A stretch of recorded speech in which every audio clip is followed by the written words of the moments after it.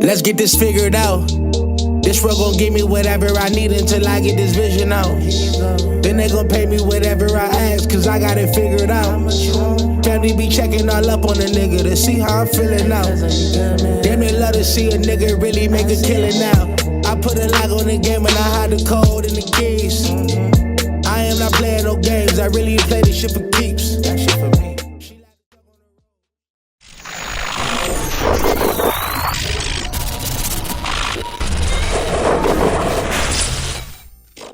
MaddenHeadz YouTube, what's going on?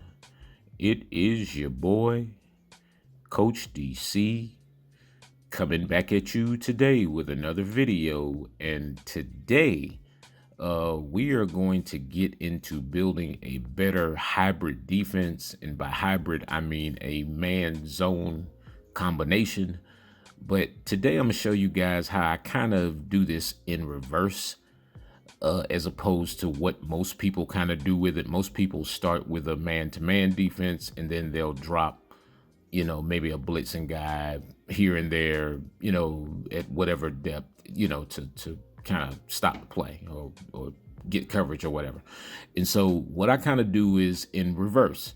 I'll start with like a pinch buck zero, an overstorm brave, and what I will do is I'm going to give 3 major adjustments to that defense, and it's gonna keep man-to-man coverage on all of the inside guys, meaning running backs, tight ends, and also slot guys. The only 2 guys that will not be manned up will be the outside receivers, whoever those 2 guys are in that particular formation. So basically that just consists of calling a defense something like an overstorm brave. And what I like to do, since everything always comes out, I put my corners in a quarter thirds. And what the quarter thirds does that's a little bit different than some of the other deep blues is it does not drop as far. I mean, depending upon if there's a route running in the area, that quarter thirds will kind of peel off, and it kind of actually plays like it's man-to-man, especially on the next gen console. It almost plays like as if it's man-to-man for like 10 to 15 yards. But then if another route does run into that particular area, it will peel off. And so just by calling like in this case, Overstorm Brave, what you do is you take your 2 outside corners. Again, I'm gonna put those guys in a quarter thirds. I'm gonna take one of the blitzing inside linebackers and drop him in a middle third, in which that's gonna create a cover 3 shell. The difference is that the slot guys are manned up. The running backs, tight ends, whatever, it kind of matches to formation, as you can see here. Like it does not almost matter what the person is in. And what I like to do is I'm gonna play that blitzing middle linebacker. I'm gonna play him to the wide side of the field, because I always feel like that's where they get that little cover 3 beater thing at. And so if you play him to the wide side, he has a little bit of speed. Once you get, you step down in the gap, there's still ways to get pressure. Now, if you want to know that, you got to come to CoachDC404.com, of course, as the infomercial goes. And wait, there's more. But yeah, and so it's like you can really play any formation, like out of a pinch buck zero, any of those zero blitzes out of dime. And then just look at how it kind of, and there is that quarter thirds guy who does peel off, and he plays those over routes and those corner routes much better, because he just does not have the eternal, forever non-ending drop. For some reason, if a quarter thirds guy, he has a much quicker reaction to anything that runs off in that area. He's like he squares up just like that. See, he's gonna square up at that quarter. So that quarter, is probably 15, anywhere between 15 to 20 yards, sometimes 12. And so he's going to give a peek into the backfield. And if there's a corner route or an over route running into that area, then he's going to kind of play it. Now, the drawback to that is that if there's a streak route on that side, at a certain point, he will let it go. So you just have to be aware of that. So this is not to be used like eternally. But if the route combinations aren't right, that guy's just going to keep dropping back. So as you see here, it's just so easy to take away so many different parts of the route. Is if you go back and rewind that, watch the guy who gets the pick on this play, who I clicked to get the pick, actually was the safety on the other side of the field.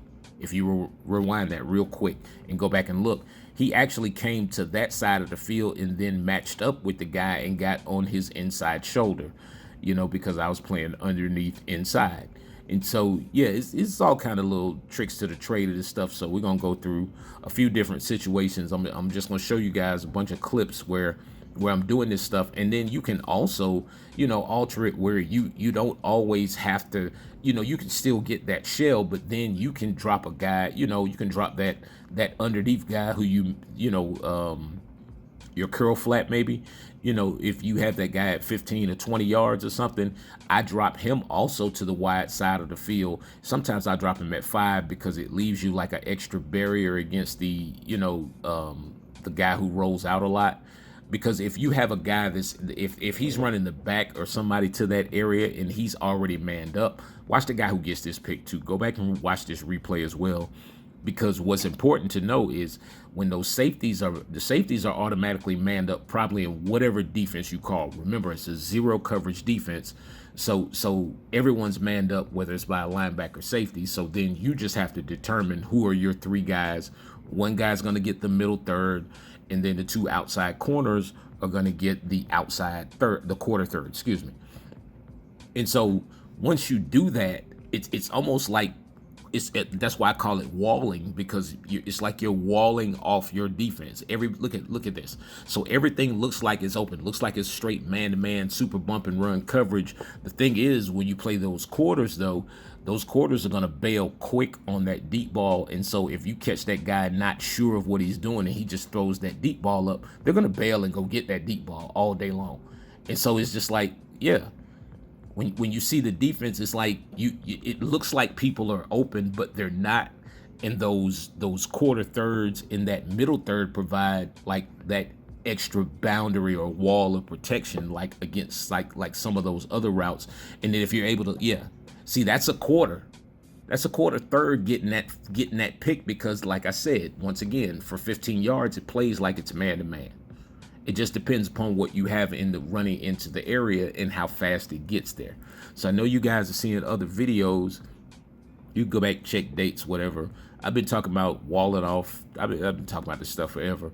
But just talking about, like, especially on that PA post shot play, being able to cut that guy off on that over route. So as you see, when I come out of this and everything looks like it's man to man. But as you see, everyone's manned up except for the 2 outside receivers. At which time, with the user, I'm just sitting on in breaking routes for those guys. When he motions the inside guy, so it looks like it's straight man to him. So now he's making a man-to-man read. Not only is the man who's covering him, hey, I never went down on that. You people at EA. See, and then you just start to fool them. You send that A-gapper, and then you come back, at critical junctures of the game. Like, this defense can definitely, there are holes in it, but it really puts, like, it does a great job of covering the guys that run to the flats. So if you have the guys that run to the flats or run those flat routes manned up, then you don't necessarily have to have that extra support flat defender. You can kind of just play it from that point, and then you can play, the quarterback as he scrambles. No, he's manned up. So you see, not only, and the funny part is whether he was that quarter thirds that quarter thirds was sitting right there to get that pass if it came any further. And so just in any situation, like I said, you're looking at me call any defense that's just a straight buzz, kind of send all kind of man to man that I know everyone's manned up. And then so now look at that. you go back and look at these replays and just go back and look at this stuff kind of slow and just take it frame by frame, and you'll really see that no one's open. And so the reason why I don't base a line is because the defense is going to give you that straight man look. So now when I do drop that defensive end over here on the left, it takes away a certain amount of the route. Look at, he wants to run that out. He's not only manned up, he's manned up, and then there's a guy that's already sitting there. Because like I said, the guys that they want to run those flat routes are generally going to be running backs, tight ends, and slot guys. Those are going to be the guys that are going to be running flat routes, not the outside receivers. The outside receivers, unless they just run a smoke route, you know, that's one way to beat it. But, you know, who's going to make a living by running smoke routes? Yeah, hey, never mind. You'd be surprised.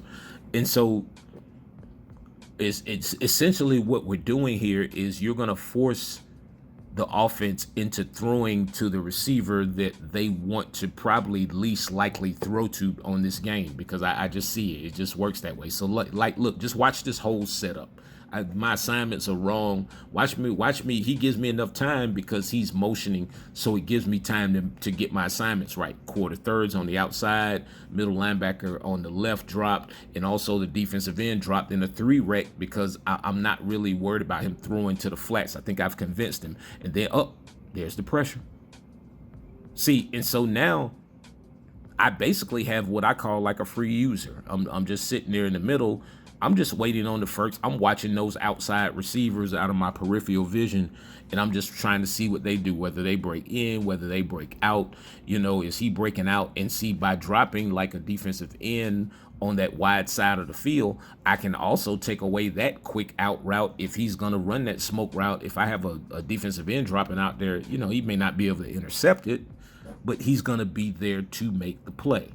And so we're gonna break some of this stuff down a little bit like we always do. That's why I don't, you know, once these patches and stuff drop, I just wait. Most of these highlights are actually pre-patched, so it doesn't even matter. Like we didn't even really need the patch, because to me the patch didn't change much. But anyway, all right. No matter the formation, I come out. This is Overstorm Brave, quarter flats. Quarter thirds, outside receiver, outside corners, and middle third, inside linebacker on the left. I play with the other blitzing middle linebacker who you just saw move there, who I'm controlling. That's Jack. And then maybe I'm gonna drop one of these ends and then just contain. And I'm not doing this to get pressure. I'm doing this just because I understand, you know, I need coverage.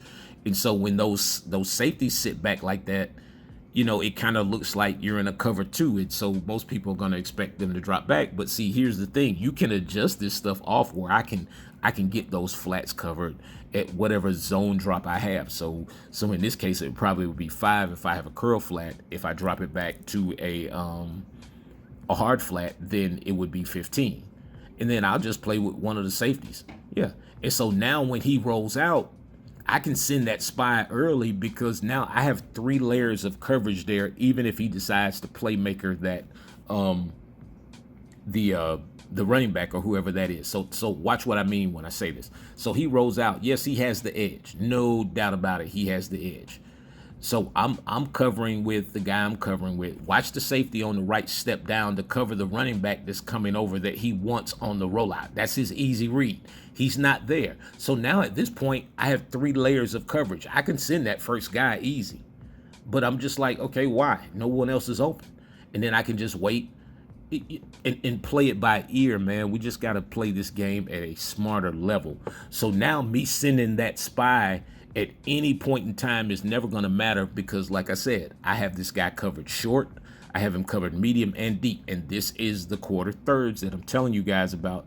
That inside quarter third combo to the safety and corner on the same side, man, it stops all crossing routes and is very difficult on the corner route. You've heard it in other videos now, but just check the dates. But yeah, y'all know what I mean. So yeah, it's been here. But so just watch that quarter. See, when he gets to that quarter drop, you see he just turns and squares. Now he's now look at, I have 3 layers of coverage there. So if I were to send the guy who's actually manning up the running back, and he sends the running back up the field, I have another guy standing there, and now I have a guy coming from the inside. You see, so it's just ways to protect yourself out here, man. And so yeah, man. Anyway, yeah, Pocket Presence 2.0 just dropped, man, and I'm just gonna let y'all watch this, cause it's my man MaddenHeadz right here, and you know, just doing what MaddenHeadz does at this point on the video game, anyway, I guess. Yeah, cause in real life, we won't talk about that. But anyway, man, y'all already know what it is, man. You guys are a blessing, man. Man, it is your boy, Coach DC404. Hey, man, keep sticking with me, man. Keep getting those virtuals. Keep signing up for those on live.